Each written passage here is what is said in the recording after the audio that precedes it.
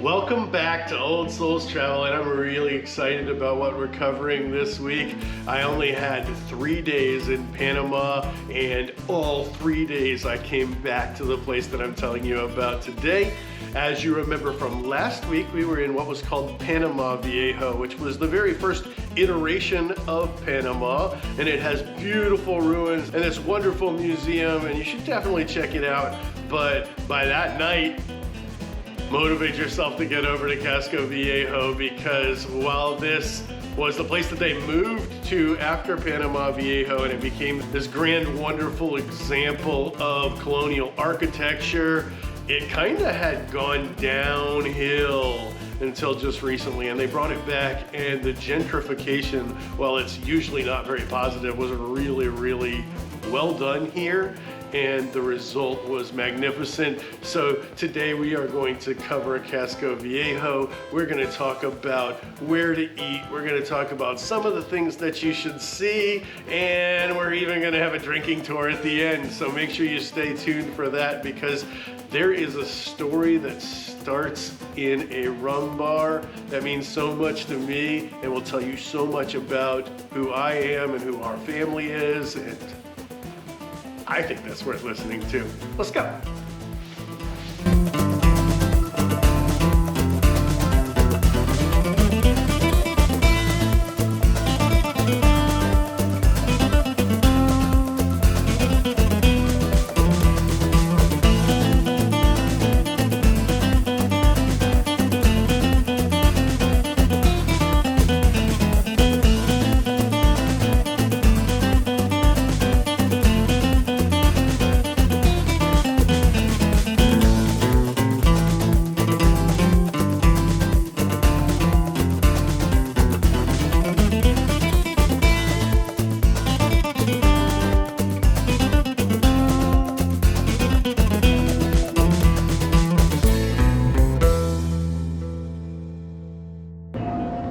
So from what I can understand, this is a really awesome museum. It's a small little museum that's built into the old wall of Panama City, and they've dedicated the space to the people who helped build the canal and the people who originally were taken here from their African homelands to help build Panama as a community, and most of the time against their will. So it's nice to have a give back and to be able to present some of the heritage from the people that meant so much despite the way that they got over here. As a mask collector, this is a really great collection of African masks. I'm envious of almost every piece that's in here, but I'm glad that they're here and that people are getting to enjoy them, and that when you can be in the only section so far we found of the wall being used for anything, and they take the time to present something like this, is absolutely magical. And I'm just going to enjoy it for a few more minutes, and I'm going to enjoy the air conditioning too, because it's nice and warm today. As you can see, this mask collection is absolutely amazing. The thing that I like the most about it is they found out which tribes were brought over, and they made sure that each and every one of them was represented with the masks from their cultures. And man, I could have spent a long time there, but we wanted to move along. And right next door is the Ministry of Culture, and this is an office building, for lack of a better word. It's where the anthropologists and the archaeologists have their offices, but instead of wasting the space, they actually had their own displays of more African art in there. I kind of wish that they wouldn't rotate their displays quite so much, because I really feel like there's very little that you could do as a testament to the people who helped build this than what they're doing right now. And the result of this African tribes coming over, and the diversity of those African tribes, and the Latinos coming over, and the survivors of the indigenous, is just a very beautiful, very welcoming people, and you will feel at home. They make a lot of effort to be able to speak English, and everyone was so friendly. it just was a highlight of the trip to spend time with the Panamanian people. We're sitting here in a small little craft village in Panama City in the old town, and one of my favorite ways to make sure that you recycle and your water is good is to drink it the way that nature made it, in a coconut. And so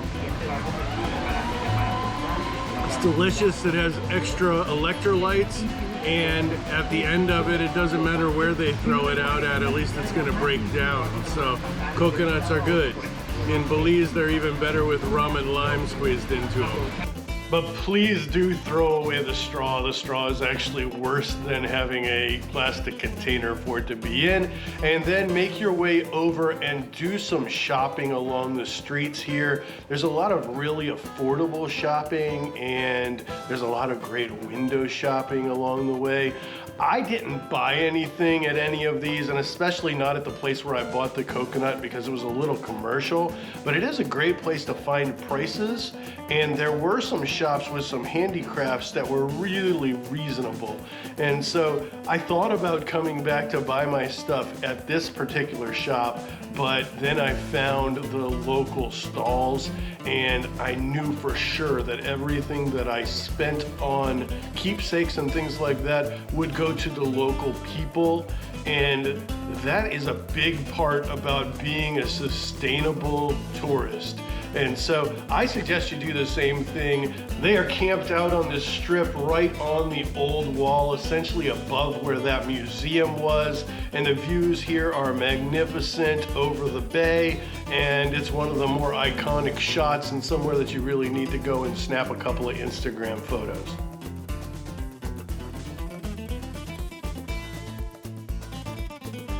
If you went to Casco Viejo 20 years ago, you are probably thinking that I am on some sort of illicit drugs, because 20 years ago, this was a no man's land. You absolutely would not go to Casco Viejo in the 1980s, 1990s, and even until like the turn of this millennium.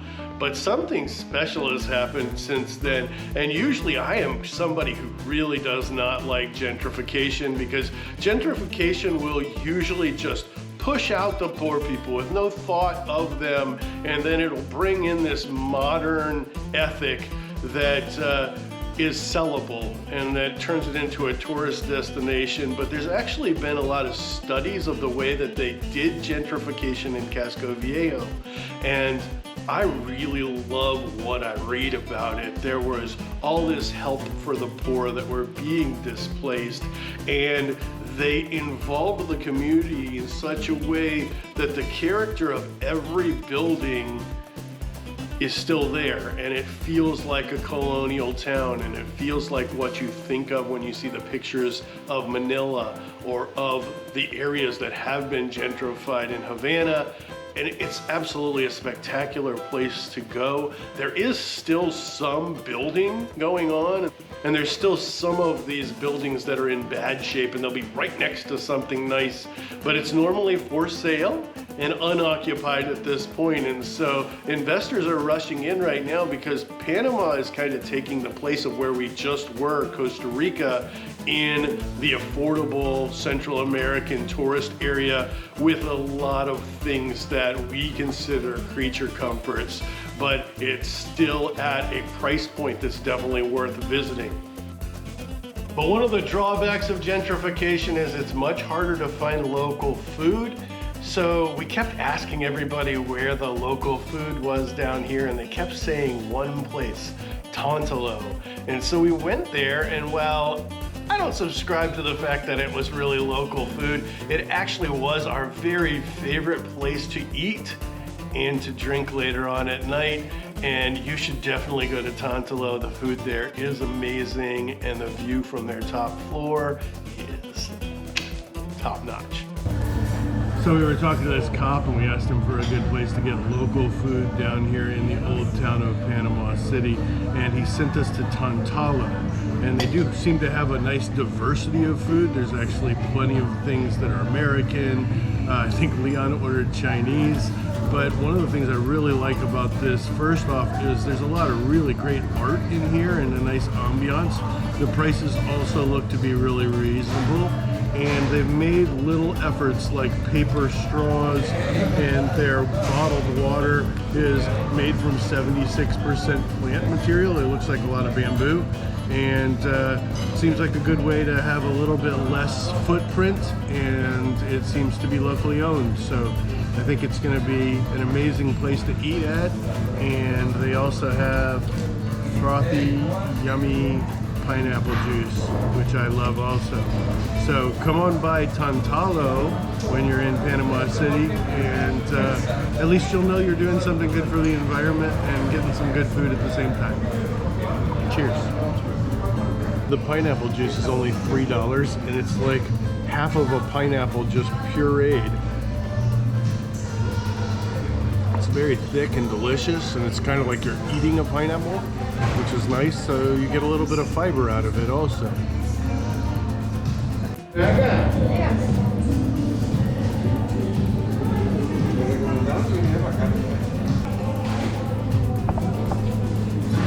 So one thing I love all over Central America is pollo asado, and that's what this is. This is their version of pollo asado. And the pollo asado here is ridiculously good. It's got chimichurri all over it when they're like last cooking it, really at a nice high heat to give it kind of a bit of a caramelization almost. And then it comes with the same chimichurri, which is so herb forward. I'm really enjoying this place, and I think you guys will too.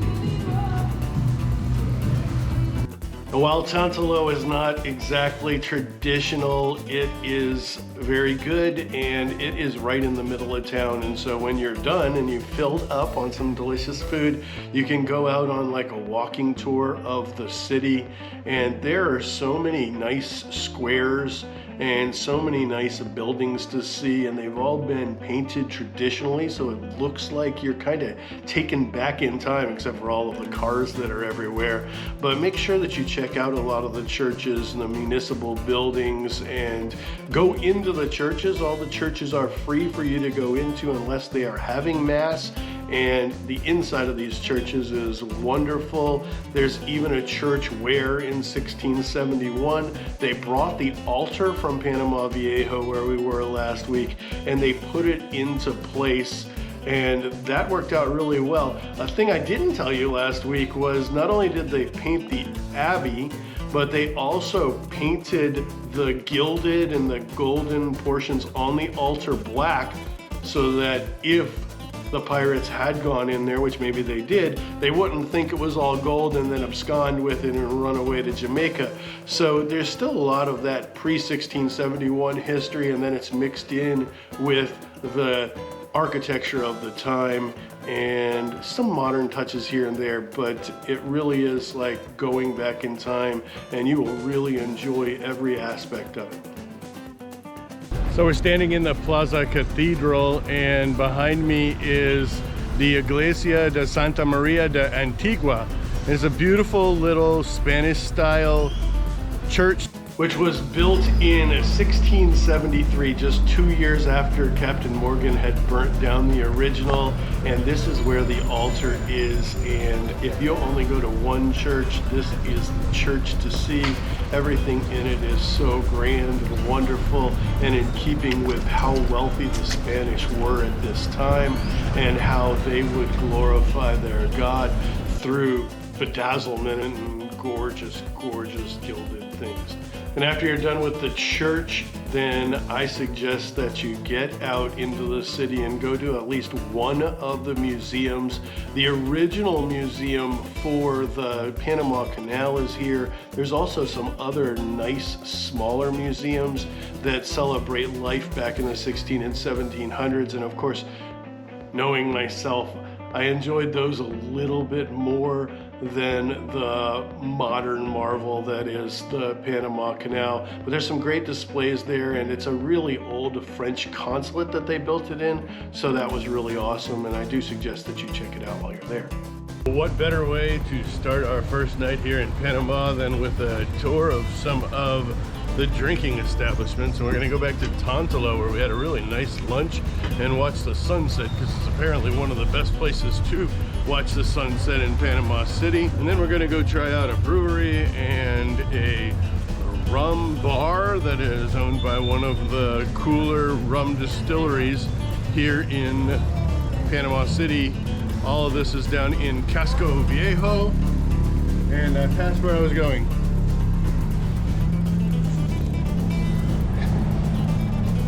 That's what happens when I start talking.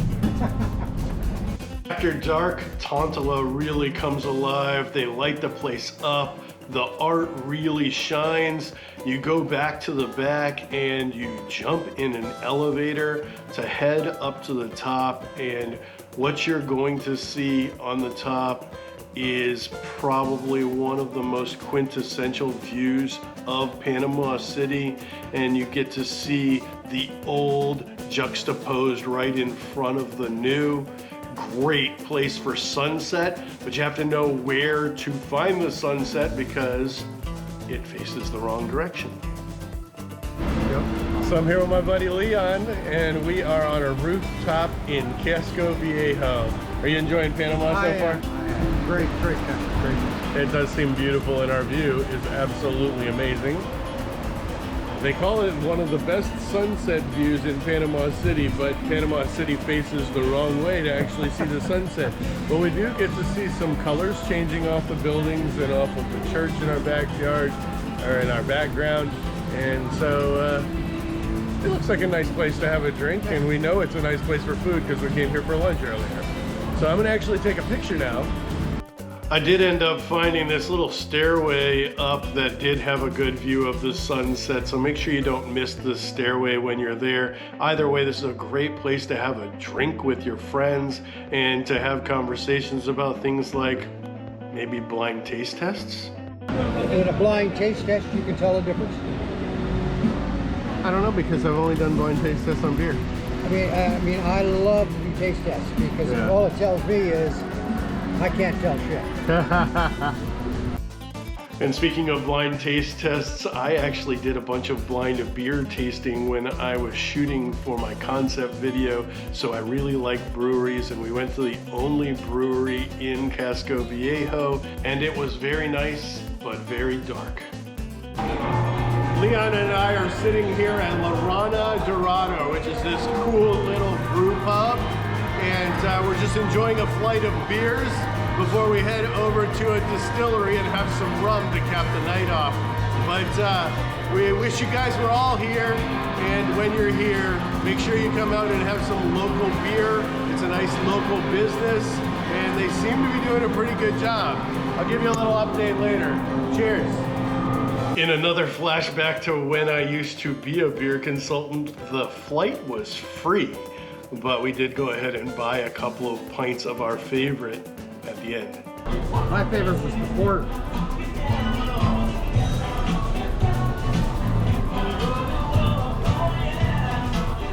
My sentiments exactly.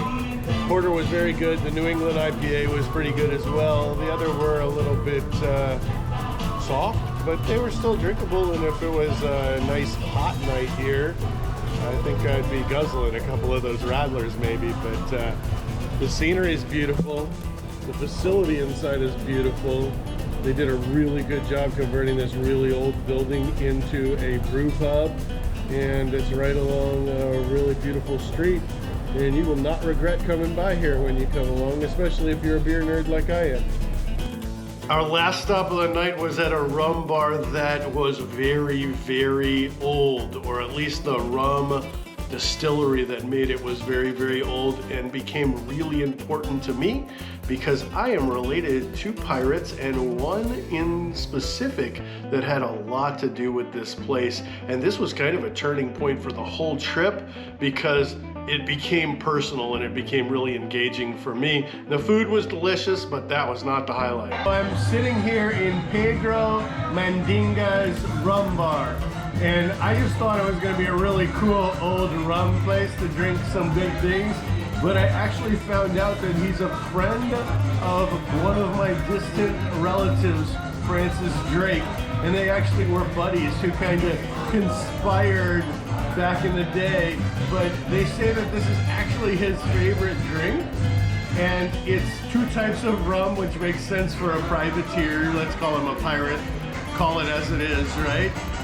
2 kinds of rum, pineapple juice, which I love to this day. Maybe I got that from him. Mint and some bitters, so I'm expecting something that I might like also. And I'm right, it's absolutely delicious. Good job, Grandpa. You did a great job designing this drink, and your friend makes some good rum. So cheers to you guys. Find yourself on the journey. Find your family on the journey by accident. It's kind of cool.